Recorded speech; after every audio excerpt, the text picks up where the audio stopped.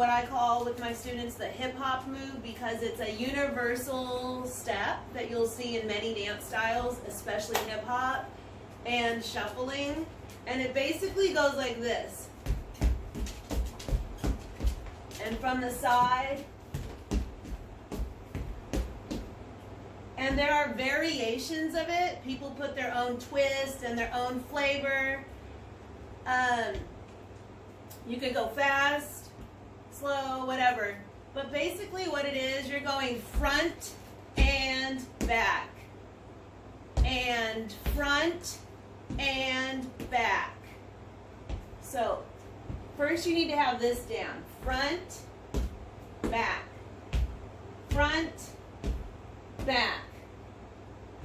Or right, left, right, left, right, left, right, left. As soon as you get that pattern down, all you need to do is accentuate or put emphasis on the front and the back. So front, back, front, back.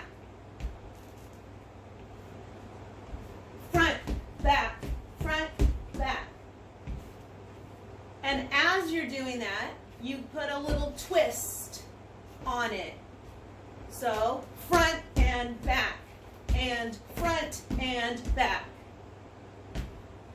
So you notice the and is in the middle.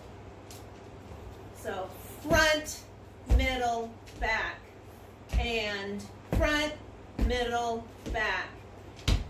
1 and 2, and 1 and 2. Again, you can go as fast as you want.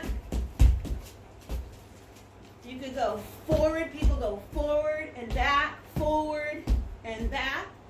Put your own twist on it. That is what I call the hip hop move.